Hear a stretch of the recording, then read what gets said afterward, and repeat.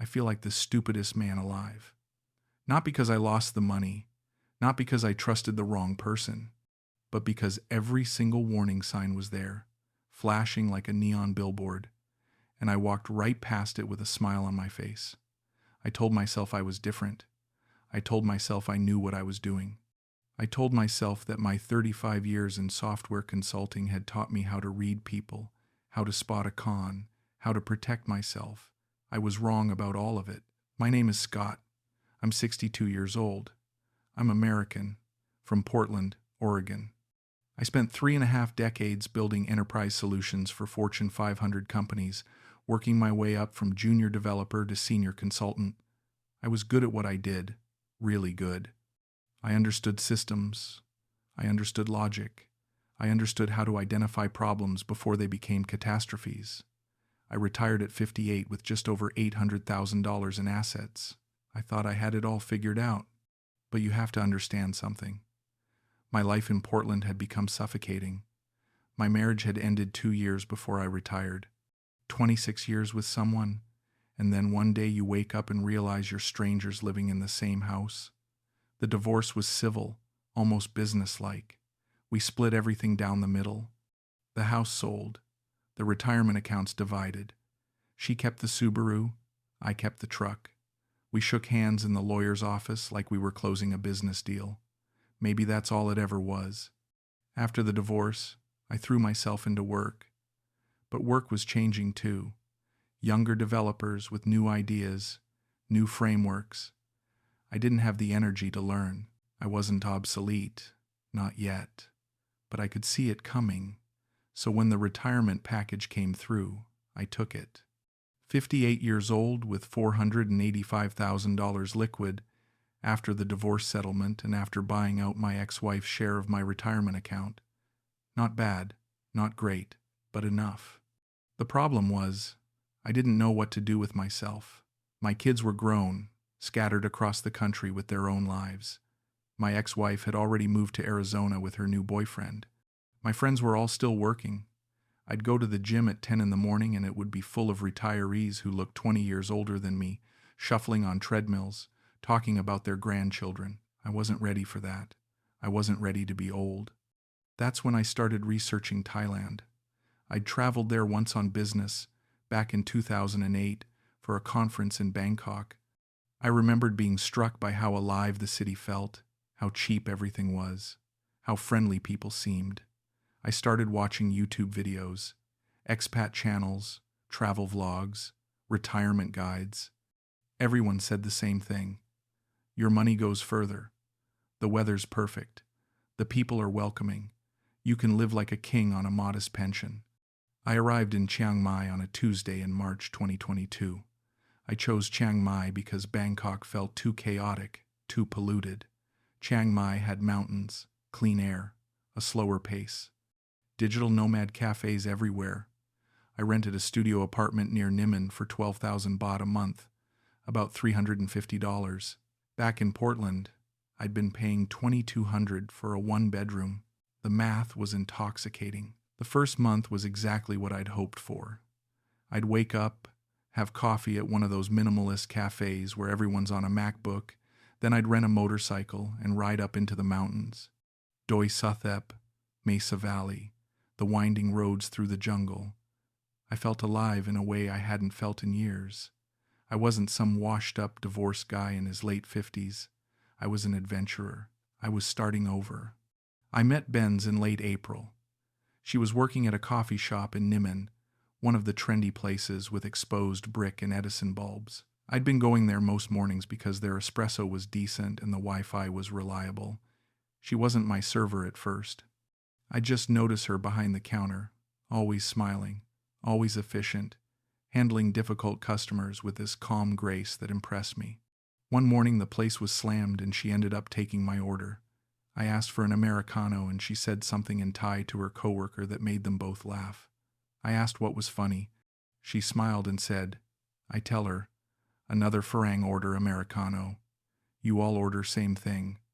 Her English was good, confident, not perfect, but way better than my Thai, which was limited to Sawadee crap and Korp Kun crap. We started talking. Small talk at first. Where was I from? How long had I been in Chiang Mai? Did I like it? But there was something about the way she engaged. She asked follow-up questions. She remembered details from previous conversations. When I mentioned I'd worked in software, she told me she'd studied marketing at Chiang Mai University. She'd graduated 2 years ago and was working at the coffee shop while building her freelance social media consulting business. I was impressed. She wasn't just a service worker killing time. She had ambition. She had plans. She reminded me of myself at that age, hustling, trying to build something. We exchanged line contacts. She said if I ever needed help navigating the city or translating something, I should message her. Looking back now, I can see how calculated it all was. But at the time, it felt organic. It felt real, because I wanted it to be real. We started spending time together outside the coffee shop. She'd finish her shift and we'd go to the night market, or she'd take me to restaurants I never would have found on my own. Places in Old City where I was the only foreigner, where the menu was in Thai only and she'd translate, laughing at my attempts to use chopsticks properly. She never asked for anything. When the bill came, I'd pay, but it felt natural. She was a student working retail. I was a retired consultant. Of course I'd pay. After about a month, she told me she was being evicted from her apartment. The landlord was selling the building and everyone had to leave. She was stressed, looking at places she couldn't afford. Without really thinking about it, I suggested she move into my place temporarily, just until she found something. The studio was small, but we could manage for a few weeks. She moved in the next day with 2 suitcases and a backpack. That was it. Everything she owned fit into 2 suitcases. I remember thinking it was sad, but also admirable. She wasn't materialistic. She didn't need much. She was adaptable. Those first weeks living together were some of the happiest of my life. I know how that sounds. A 60-year-old man and a 25-year-old woman. But it didn't feel predatory or transactional. We talked for hours. She'd tell me about growing up in Chiang Mai, about her family, about her dreams of running her own marketing agency someday. I'd tell her about my career, about my failed marriage, about feeling like I'd spent 3 decades building someone else's dream and forgetting to build my own. She started calling me her boyfriend after about 2 months. We were at a street food stall near the moat and one of her friends stopped by. Benz introduced me. "This is Scott, my boyfriend." The friend smiled and said something in Thai. After she left, I asked what she'd said. Benz laughed. "She say you handsome for older man." I should have been offended. Handsome for older man was barely a compliment. But I wasn't offended. I was flattered. Because the truth was, I felt older. I felt worn out. And here was this beautiful, intelligent, ambitious young woman who seemed to genuinely enjoy my company. By August, we'd moved into a bigger condo near Mae Mall. 2 bedrooms, a balcony with a view of Doi Suthep Mountain, 25,000 baht a month, split between us. Well, I paid 20,000 and she paid 5, which felt fair given our financial situations. She'd quit the coffee shop job by then to focus on her freelance work. She was getting clients, she said. A few local businesses, some online shops. I believed her because I wanted to. That's when the first emergency happened. We were having dinner, Thai hot pot at a place she loved, and her phone rang. She stepped outside to take the call. When she came back, she was crying. Her father had been in a motorcycle accident. He was in the hospital. He needed surgery. The family didn't have money for it. I didn't even hesitate. I asked how much. She said 60,000 baht, about $1,700. I transferred it that night. She cried and said I was saving her father's life, that she'd pay me back as soon as her clients paid her. I told her not to worry about it. Family was family. I understood. The surgery went well, apparently. She showed me photos of him in the hospital bed, bandaged up but smiling. I never met him. She said he lived in a village outside the city, and traveling was difficult for him. Maybe after he recovered, she'd take me to meet him. 3 weeks later, Her younger brother needed money for university tuition, 25,000 baht. I gave it to her. A month after that, her sister's shop was struggling and needed inventory money, 40,000 baht. I gave it to her. Each time, she cried. Each time, she promised to pay me back. Each time, I told her not to worry. I had a friend in Chiang Mai by then, another American expat named Tom. He'd been living there for 5 years, married to a Thai woman from Isan. We'd met at a gym and started having coffee once a week. He was a good guy, former engineer from Michigan, about my age. One day over coffee I mentioned I was thinking about buying property. Tom's expression changed immediately. He leaned forward. "Scott, listen to me very carefully. Do not buy property with a Thai girlfriend. I don't care how in love you are. I don't care how much you trust her. You cannot own land here as a foreigner. Everything goes in her name, and if things go south, you have zero legal recourse." I appreciated his concern, but I also thought he didn't understand my situation. Benz wasn't like that. We'd been together for months. We were talking about marriage. This wasn't some bar girl scam. She was educated. She had her own career. She wasn't using me. But you have to understand, Tom was describing his own marriage. His wife's family had bled him dry, he'd later tell me. So I thought he was projecting. His situation was different. Mine was different. Everyone thinks their situation is different. By December 2022, Benz and I had been together for 8 months. I'd given her about 200,000 baht total for various family emergencies and business needs. She still hadn't paid me back, but I wasn't keeping track. We were building a life together. Money wasn't the point. She brought up the idea of buying a house one evening. We were on the balcony, watching the sunset behind Doi Sathep. She said she was tired of renting. She wanted something permanent, something that was ours. She'd found a house in Mae Rim, about 20 minutes north of the city. 3 bedrooms, a small garden, mountain views. The owner wanted 12 million baht. 12 million baht was about $360,000 at the time. It would wipe out most of my liquid assets. But I'd looked at the property market. Houses in Mae Rim were going for that price range. It wasn't unreasonable. And the idea of having our own place, something permanent, was appealing. The condo was fine, but it felt temporary. A house felt like commitment, like we were building something real. I told her I'd think about it. That night I couldn't sleep. I went over the numbers in my head.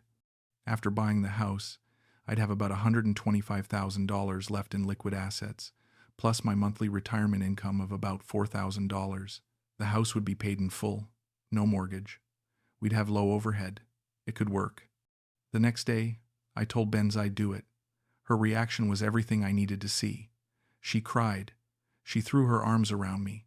She said I was giving her the life she'd always dreamed of. She said her family would be so grateful. She said we should get married. We went to the Amphi office in January 2023. The marriage registration was simple, bureaucratic. We filled out forms. She translated the Thai portions for me. We signed. The official stamped everything. We were married. She changed her line status to Mrs. Scott with a heart emoji. I felt like the luckiest man alive. The house purchase happened in February. I wired the money from my U.S. bank account to a Thai bank account Benz had set up. She handled all the paperwork because my Thai was still terrible, and I trusted her to navigate the system. The house was titled in her name, obviously. As Tom had warned me, foreigners can't own land in Thailand. But we were married now. It was our house, legally or not. We moved in March 2023. The house was beautiful. Hardwood floors, high ceilings, a wraparound porch with views of the rice fields and mountains. We bought furniture together. I set up a home office. She planted flowers in the garden. I paid for everything, but it felt like ours. She'd cook dinner while I worked on freelance consulting projects. We'd eat on the porch, watching the sunset, talking about the future. That's when things started to change. It was subtle at first. She became less affectionate. She'd spend more time on her phone, taking calls in the other room. When I asked who she was talking to, She'd say clients or family. Her tone when she answered was different, though. Shorter with me, more patient with whoever was on the phone. She started going out more. She'd say she had meetings with potential clients, that she needed to network, that building a business required FaceTime. She'd leave after breakfast and sometimes not come back until late evening. I'd ask how it went, and she'd give vague answers. Good. Productive. She'd be exhausted. Would go straight to bed. I told myself this was normal. She was building a business. I'd done the same thing in my 30s. You had to hustle. You had to put in the hours. I was being paranoid because of Tom's warnings. But the money requests kept coming. In April, her mother needed surgery, 80,000 baht. In May, her brother's motorcycle broke down and he needed a new one for his delivery job, 70,000 baht. In June, her sister's son needed medical treatment, 60,000 baht. I was running low on liquid cash by then. I'd spent 360,000 on the house, another 40,000 on furniture and renovations, and probably another 50,000 in emergency family loans since we'd met. My monthly retirement income was covering our living expenses, but not the constant emergencies. I started asking questions. When would her clients pay her? When would she start contributing financially? Could her family pay me back for some of the loans? She'd get defensive. She'd say I didn't understand Thai culture, that family took care of family. She'd say she was working as hard as she could, but building a client base took time. She'd cry and ask if I regretted marrying her, if I regretted buying the house, and I'd back down. I'd apologize. I'd say, of course not. I was just stressed about money. Looking back, I realized she was training me. Every time I questioned her, there was a fight. Every time I gave her money without question, there was peace. So I learned to stop questioning. In July 2023, I got a call from my U.S. bank. There'd been unusual activity on my account, large transfers to a Thai bank. They wanted to verify everything was legitimate. I assured them it was. But the call rattled me. I logged into my account that night and really looked at the numbers for the first time in months. I'd started retirement with $485,000 liquid. I now had $62,000. In less than a year and a half, I'd spent over $400,000. The house was the biggest chunk, but the rest had just evaporated. Small transfers here, medium transfers there. It added up to a catastrophe. I tried to talk to Benz about it. I sat her down and showed her the bank statements. I said we needed to be more careful. I said I couldn't keep giving money to her family. I said she needed to start bringing in income. She stared at the numbers like she was seeing them for the first time. Then she said something that made my blood run cold. We have the house. We can get a loan if we need money. I asked what she meant. She said banks would give us a mortgage on the house. We owned it free and clear. We could borrow against it.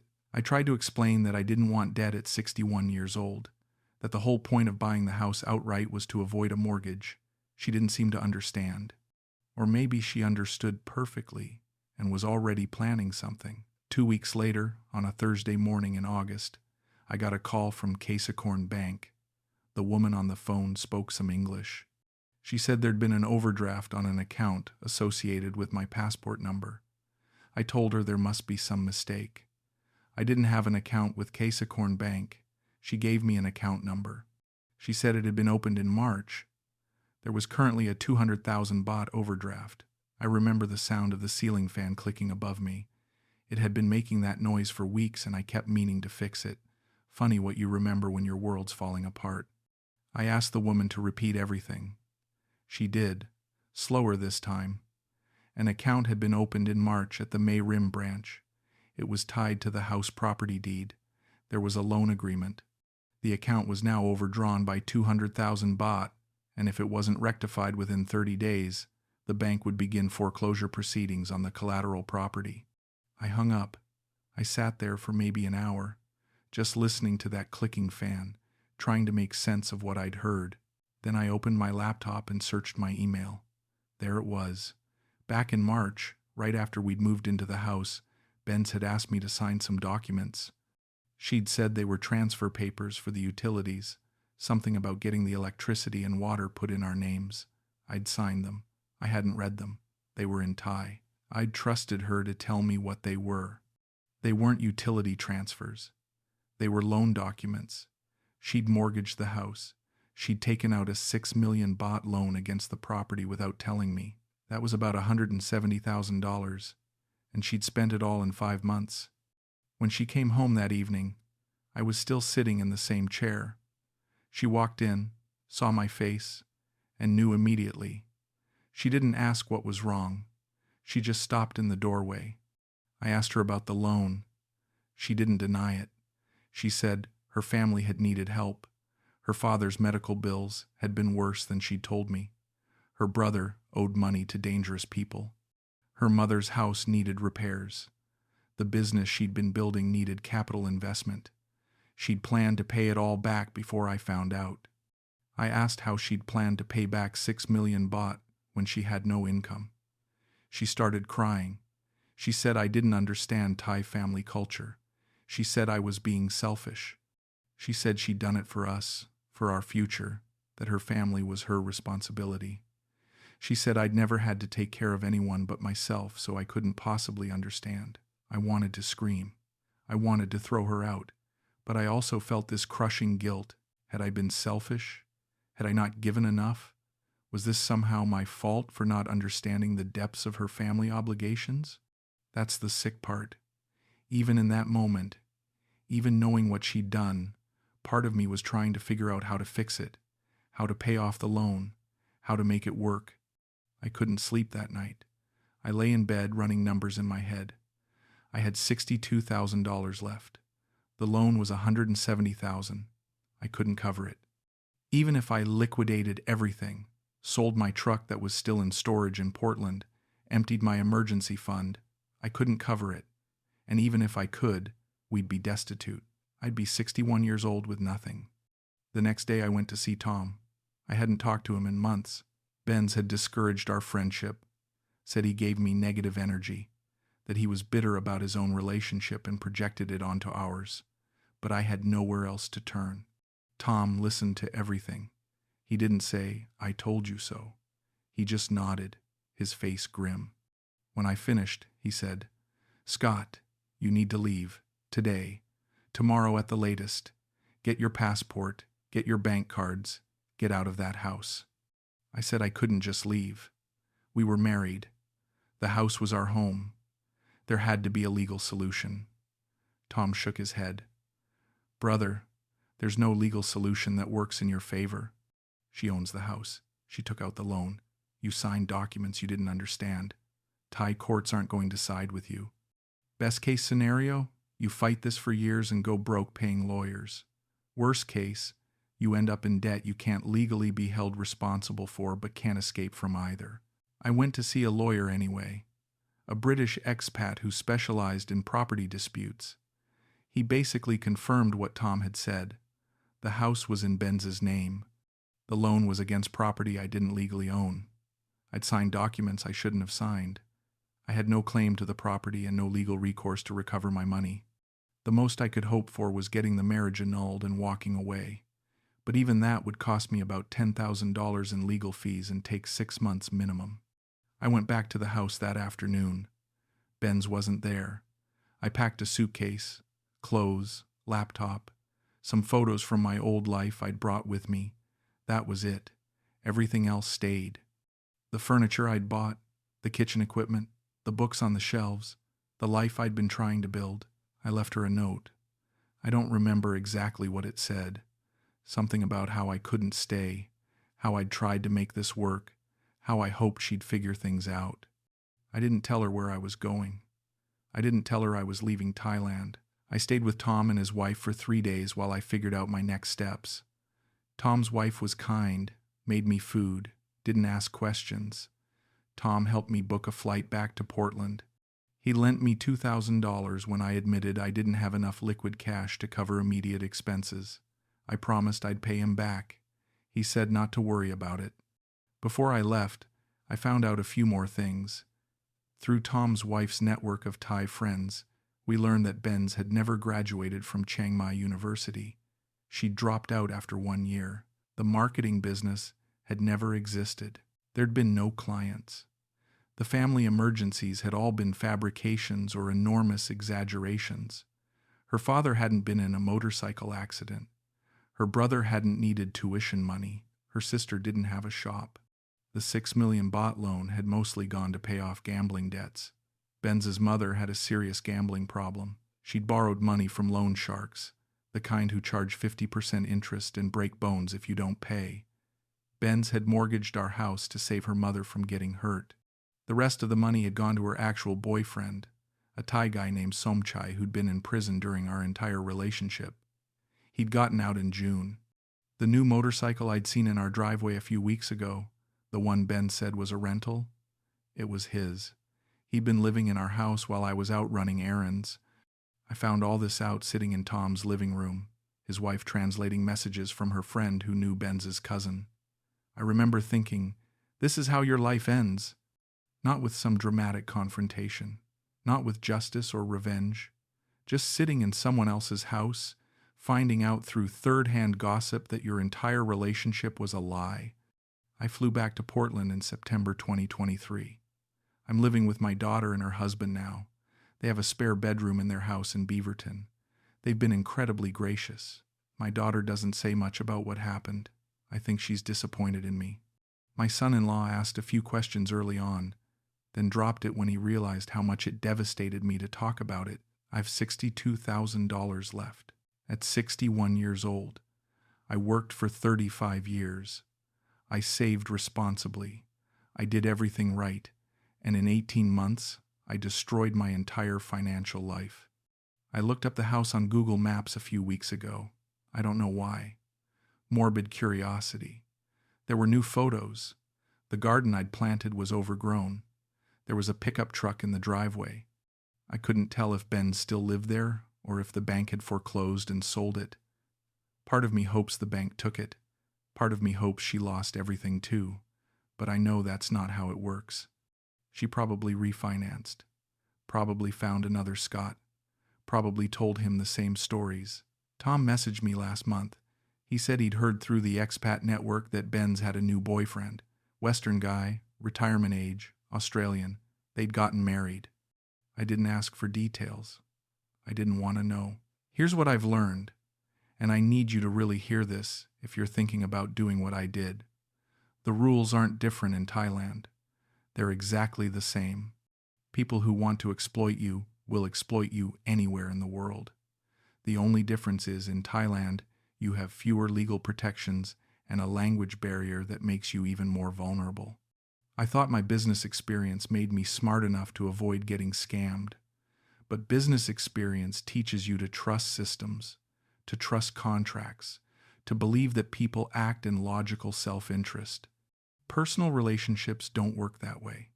Love, or what you think is love, makes you ignore every warning sign your business brain would catch in seconds. I thought I was different. Every man in my situation thinks he's different. You meet a younger woman who seems genuinely interested in you, who laughs at your jokes, who acts like you're the most fascinating person she's ever met, and you think, this is real. My situation is unique. It's not. You're not special. You're a mark. I'm not saying all Thai women are scammers. I'm not saying age gap relationships can't work. I'm saying if you're a retirement-age Western man with money, and you meet a much younger Thai woman from a poor family who has endless emergencies that require your money, you are being scammed. Full stop. It doesn't matter how educated she seems. It doesn't matter how good her English is. It doesn't matter that she's not like the others. She is exactly like the others. And here's the thing that really destroys me. I ignored every warning sign because I wanted to believe the fantasy was real. Tom warned me. My gut warned me. The pattern of constant money requests warned me. But I was lonely. I was bored. I was desperate to feel valuable to someone. So I paid for the privilege of lying to myself. I'm 62 now. I'm working part-time at Home Depot to supplement my retirement income because $62,000 won't last long, even with Social Security. I help customers find plumbing supplies. I load bags of concrete into their trucks. I wear an orange apron with a name tag. At 62, after 3.5 decades building enterprise software solutions, my daughter is pregnant. I'm going to be a grandfather. I should be celebrating. Instead, I'm calculating whether I can afford to contribute anything to the baby's college fund. I'm looking at my budget and wondering if I can afford Christmas presents this year. The worst part isn't the money. I know that sounds insane. I lost over $400,000, but the worst part is knowing that I saw it happening and I let it happen anyway. Every time she asked for money, there was a voice in my head saying, "This doesn't make sense." And every time, I silenced that voice because I wanted the dream more than I wanted the truth. If you're reading this and you're in a similar situation, if you've met someone in Thailand or the Philippines or anywhere else and you're thinking about buying property together, about marriage, about building a life, ask yourself one question. Would you do this back home? If a woman 30 years younger than you, from your hometown, with no job and a family full of endless emergencies, asked you to put hundreds of thousands of dollars into property in her name, would you do it? If the answer is no, then why would you do it in Thailand? The fantasy is seductive. The weather, the cheap cost of living, the beautiful younger woman who makes you feel alive again. But underneath it all, the same rules apply everywhere. And when you ignore those rules, you pay for it. I paid $423,000 for that lesson. That's my mortgage, my retirement, my financial security, gone. I don't know what happens next for me. I'm trying to rebuild. I'm trying to save again. But at 62, with minimal savings and only Social Security to look forward to, I'm not sure what I'm rebuilding toward. I'll probably be working until I physically can't anymore. I'll probably never own a home again. I'll probably die in debt. Benz is living in the house I bought, with the garden I planted, with the furniture I purchased, with her new Australian boyfriend, and I'm loading concrete into trucks in Beaverton. That's the reality, not the sunset on the balcony, not the motorcycle rides through the mountains, not the smiling woman calling you her hero. The reality is you wake up one day and everything you built is gone, and the only person to blame is yourself.